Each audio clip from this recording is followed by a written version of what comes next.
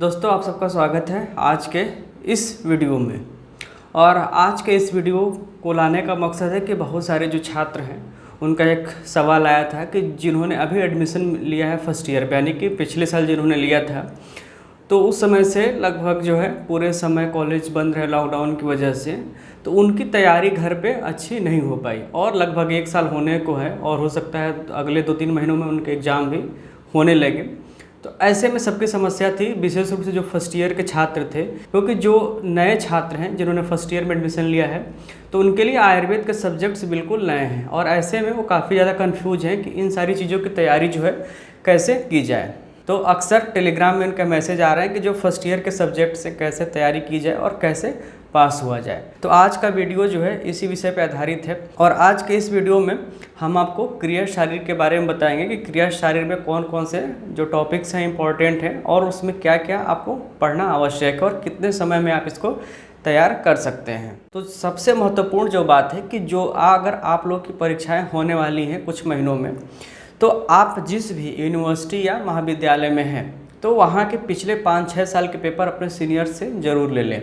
तो इससे आपको जो है विषय को समझने में और तैयारी करने में काफ़ी ज़्यादा मदद मिलेगी और इससे आपको ये भी पता चल जाएगा कि कौन से टॉपिक आपको छोड़ने हैं और कौन से टॉपिक्स पे ज़्यादा ध्यान देना है।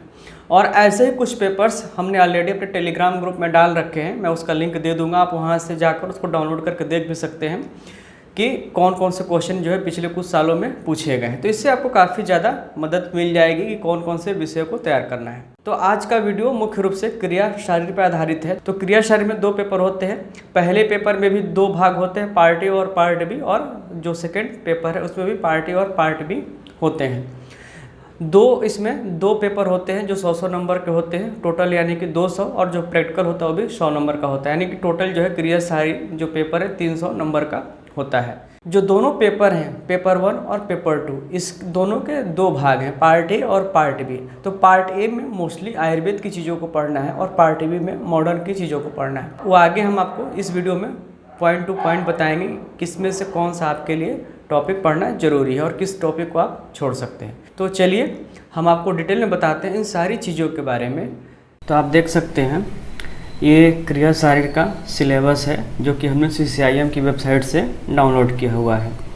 इसमें टोटल जो है 2 पेपर्स रिटेन के होते हैं, जिसमें कि हर एक प्रश्न पत्र जो है 100 मार्क्स का होता है और अलग से 100 नंबर का इसमें वाइवा भी लिया जाता है। तो जो 2 पेपर हैं, दोनों पेपर के 2 पार्ट हैं, पार्ट ए और पार्ट बी। तो पहले पेपर में भी जो पार्ट ए है वो आयुर्वेदिक कॉन्सेप्ट्स का है और इसका जो पार्ट बी है उसमें मॉडर्न कॉन्सेप्ट्स हैं।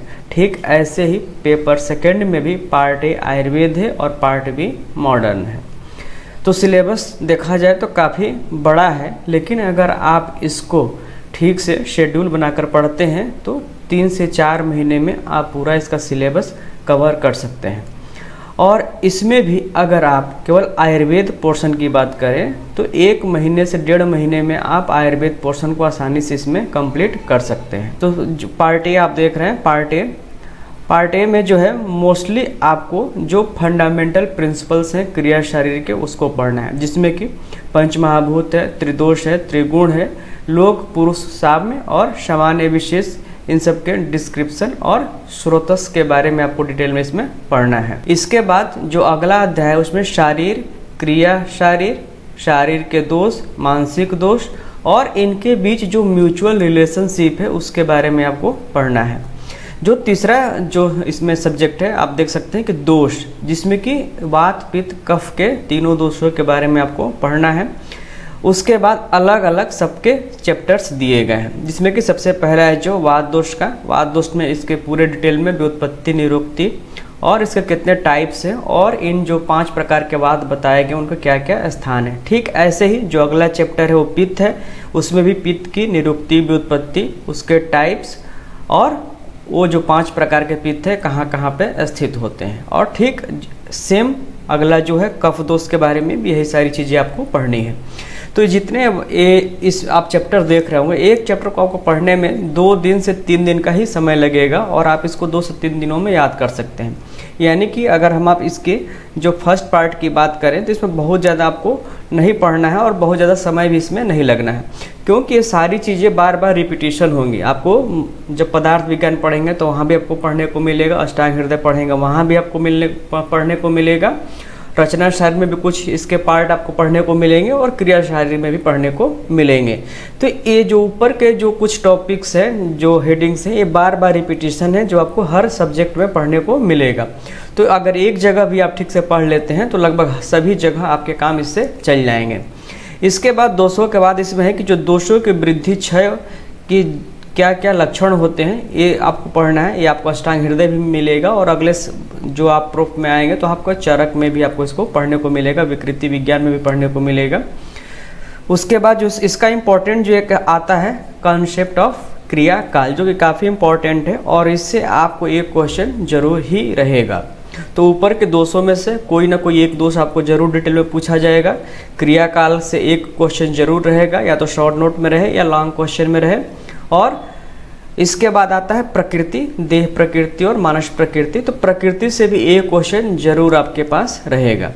इसके बाद आता है आहार। तो आहार में भी आपको जनरली ये सारी जगह पढ़ने को मिलेगा। अष्टाहार विधि भी सैतन अष्टांग हृदय में भी पढ़ने को मिलेगा, कुछ हिस्से हो सकता है आपको पदार्थ विज्ञान में भी इसके मिलेंगे, तो ये आपको पढ़ना है। इसके बाद आहार पाक, यानी कि उसका जो डाइजेशन कैसे होता है इसके बारे में, और आहार पाक के बाद अवस्था पाक और अग्नि।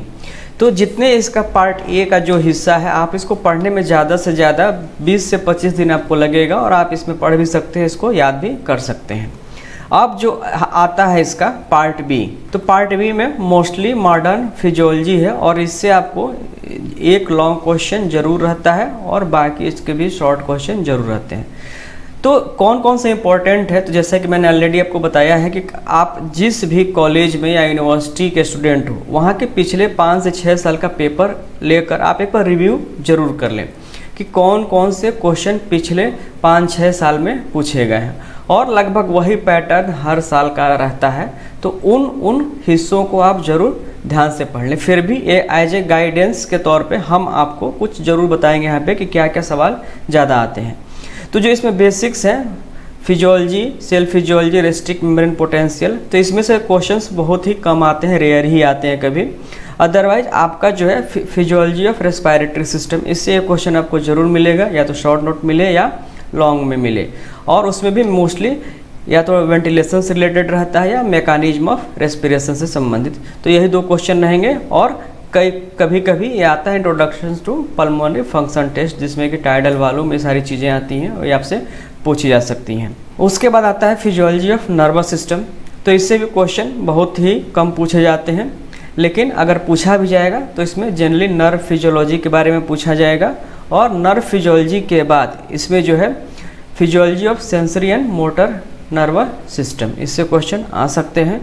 और शॉर्ट नोट में generally physiology of sleep and dreams और ईजी के बारे में आपसे पूछा जा सकता है, और शॉर्ट नोट में फिजियोलॉजी ऑफ टेम्परेचर रेगुलेशन के बारे में पूछा जाता है, और आप देख सकते हैं प्रीवियस कुछ सालों में इसको पूछा भी गया है। अब आते हैं functional anatomy of gastro intestinal tracts, तो इससे क्वेश्चन हर साल जरूर आते हैं। इसमें आपको mechanism of secretion and composition of different digestive juice से भी क्वेश्चन आता है, सलाइवरी ग्लैंड से भी आता है, स्टमक से भी क्वेश्चन आते हैं, लीवर से भी आते हैं, पैंक्रियाज से भी आते हैं, स्मॉल एंड लार्ज इंटेस्टाइन से भी आते हैं।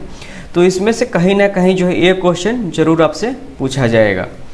जो एसिड बेस बैलेंस है और वाटर एंड इलेक्ट्रोलाइट बैलेंस, इससे भी सवाल कभी कभी आते हैं, तो इसलिए इस पर बहुत ज़्यादा आपको ध्यान देने की ज़रूरत नहीं है। ये metabolism of proteins, fat and carbohydrate आप जरूर पढ़ेंगे, क्योंकि इससे भी एक क्वेश्चन लगभग रहता ही रहता है। विटामिन एंड मिनरल से भी कोई ना कोई एक क्वेश्चन शॉर्ट नोट में आपको जरूर मिलेगा। अब देखते हैं पेपर 2 में, तो पेपर 2 में भी 2 ही पार्ट है, पार्ट ए और पार्ट बी, और जैसा कि ऑलरेडी हमने बताया कि पार्ट ए में आयुर्वेद का है और पार्ट बी में मॉडर्न का है। तो पार्ट ए में जो धातु से शुरुआत होती है चैप्टर की, और जो 7 धातु हैं सबके अलग अलग अध्याय दिए गए हैं। तो इसमें रस धातु है, रक्त धातु, मांस धातु, मेद धातु, अस्थि, मज्जा, और ये जो 7वां है शुक्र धातु। तो सारे तो जितने भी ये सभी 7 धातु हैं इनके अलग अलग अध्याय दिए गए हैं, और जिसमें इनकी निरुक्ति, व्युत्पत्ति, इनके टाइप, लोकेशन और फंक्शन, और इनका क्या प्रमाण है, इन सारी चीज़ों के बारे में आपको पढ़ना है। तो अगर हम पर्टिकुलर एक धातु की भी बात करें तो एक अध्याय को पढ़ने में आपको 3 से 4 दिन का समय लगेगा, यानी कि जो 7 अध्याय इस धातु से संबंधित है इसको पढ़ने में आपको लगभग 1 महीने का समय पर्याप्त है इसके लिए। उसके बाद ओज है, और ओज के बाद जो आपका उपधातु और मल, तो लगभग इतने ही जो है सवाल आपसे पूछे जाते हैं। तो इन 7 में से और ओज और मल में से एक क्वेश्चन निश्चित रूप से आपको इसमें मिलेगा। ज़्यादातर होता है कि अगर लॉन्ग क्वेश्चन में आएगा तो किसी पर्टिकुलर एक से ही आ जाएगा, जैसे कि रस धातु के बारे में डिस्क्रिप्शन आ जाएगा या रक्त धातु के बारे में डिस्क्रिप्शन आ जाएगा, और जितने बाकी बचेंगे उसमें से शॉर्ट नोट में आपसे पूछे जा सकते हैं। इसके बाद निद्रा से सवाल जरूर रहता है, निद्रा जरूर पढ़ लें, और आत्मा से भी आता है, लेकिन आत्मा से मोस्टली जो है शॉर्ट नोट ही पूछा जाता है कि आत्मा के कितने गुण हैं, कितने टाइप्स हैं, इन्हीं से चीज़ों से संबंधित सवाल आते हैं। अब आते हैं पार्ट बी में, जिसमें कि मोस्टली मॉडर्न फिजियोलॉजी है, और ये काफ़ी इंपॉर्टेंट पार्ट है। और फिजियोलॉजी वैसे भी इंपॉर्टेंट है क्योंकि ये हमेशा आपको ज़रूरत पड़ेगी, सिर्फ फर्स्ट ईयर की पढ़ाई तक ही आप इसको सीमित न रखिए। फिजियोलॉजी एक ऐसी चीज़ है जो कि पूरे लाइफ आपके लिए काम आएगी, क्योंकि अगर आपको किसी भी सिस्टम की फिजियोलॉजी का ज्ञान नहीं है तो आप न तो फार्माकोलॉजी ठीक से पढ़ पाएंगे और न तो आप मेडिसिन ठीक से पढ़ पाएंगे, क्योंकि मेडिसिन और फार्माकोलॉजी की बेसिक ही फिजियोलॉजी से शुरू होती है। तो फिजियोलॉजी आप ज़रूर ध्यान से पढ़ें। अगर आप चाहते हैं कि एक अच्छे चिकित्सक बनना तो आपको फिजियोलॉजी का ज्ञान ज़रूर होना चाहिए, क्योंकि जो भी हम मेडिसिन यूज करते हैं वो कहीं ना कहीं हमारी फिजियोलॉजी को ही चेंज करती है। तो जो सबसे पहला है फिजियोलॉजी में वो हेमोपोएटिक सिस्टम, जिसमें कि ब्लड से रिलेटेड सारी चीज़ें पढ़नी है, और ये काफ़ी इंपॉर्टेंट है क्योंकि फ्यूचर में आपके पास केसेस भी बहुत इसी से संबंधित आते हैं, जो अनीमिया, ल्यूकीमिया और जो भी इससे संबंधित जो है बोन मैरो डिप्रेशन, स्प्लीनोमेगाली, तो सारे जो पेशेंट भी आपको फ्यूचर में इससे संबंधित मिलते हैं, और सवाल तो आपको इससे पूछा ही जाता है। तो आप हेमोपोएटिक सिस्टम को ज़रूर ध्यान से पढ़ें। दूसरा है immunity and classification of immunity, तो ये भी काफ़ी इंपॉर्टेंट चैप्टर है, इससे भी सवाल जरूर आता है, तो इसको भी आप जरूर ध्यान से पढ़ें। अब आता है मसल फिजियोलॉजी, जिसमें कि मोस्टली आपको फिजियोलॉजी ही पूछा जाएगा किसी भी एक मसल का, या तो स्केलेटल का या कार्डियक का या स्मूथ मसल का, तो आप इसको ज़रूर पढ़ लें, और ये फ्यूचर में भी आपके काफ़ी काम आएगा जब आप प्रैक्टिस में आएंगे। फिजियोलॉजी ऑफ कार्डियोवैस्कुलर सिस्टम, ये भी एक काफ़ी इंपॉर्टेंट चैप्टर है, जिसमें कि सवाल जरूर आता है, और जो मोस्टली सवाल इससे पूछे जाते हैं या तो कार्डियक साइकिल से पूछे जाते हैं या हार्ट साउंड से पूछे जाते हैं, तो इन दोनों में से ज़रूर सवाल रहेगा। और जो तीसरा इंपॉर्टेंट इस चैप्टर का है वो फिजियोलॉजिकल बेसिस ऑफ ईसीजी, तो ईसीजी से रिलेटेड सवाल जरूर पूछे जाएंगे। एडिपोज टिश्यू लाइपोप्रोटीन्स, इससे सवाल बहुत कम आते हैं, हालांकि ये आपके फ्यूचर के लिए काफ़ी इंपॉर्टेंट है जब आप प्रैक्टिस में आएंगे। Function of skin, sweet glands and sebaceous gland, तो इसमें स्वीट ग्लैंड से सवाल जरूर आते हैं। Physiology of male and female reproductive system, इससे एक सवाल जरूर रहता है, चाहे आपका ओव्यूलेशन से संबंधित आए, चाहे स्पर्मेटोजेनेसिस से आए या मेंस्ट्रुअल साइकिल से आए, तो एक सवाल इससे आपको जरूर आएगा एग्जाम में। अब आते हैं फिजियोलॉजी ऑफ एक्सक्रीशन, तो इसमें यूरिन फॉर्मेशन के सवाल जनरली जरूर पूछे जाते हैं, और फंक्शन ऑफ किडनी के, तो इंपॉर्टेंट है ये भी। अब आते हैं एंडोक्राइन सिस्टम, तो इसमें आपको एंडोक्राइन सिस्टम तो पूरा पढ़ना है, लेकिन जो सवाल इससे आते हैं जनरली डायबिटीज से रिलेटेड, यानी कि पैंक्रियाज से आते हैं, और थायराइड से रिलेटेड सवाल इसमें जनरली पूछे जाते हैं, तो आप इसमें पैंक्रियाज और थायराइड जरूर पढ़ लें, और इसके अलावा भी अगर आपके पास समय है तो बाकी सिस्टम को भी आप जरूर पढ़ लें। तो दोस्तों आज हमने क्रिया शरीर के बारे में कंप्लीट डिटेल में बता दिया है। उम्मीद है कि ये वीडियो आपके लिए काफ़ी ज़्यादा फायदेमंद होगा। तो इसी के साथ हम फिर मिलते हैं अगले वीडियो में, जिसमें हमको डिटेल में बताएंगे कि रचना शरीर में क्या क्या पढ़ना है, संहिता में यानी कि अष्टांग हृदय में क्या पढ़ना है, पदार्थ विज्ञान और इतिहास में क्या पढ़ना है, और संस्कृत में आपको क्या पढ़ना है। तो ये सारी चीज़ों को हम डिटेल में आपको अगले कुछ वीडियोज़ में बताएँगे। तब तक के लिए धन्यवाद और नमस्कार।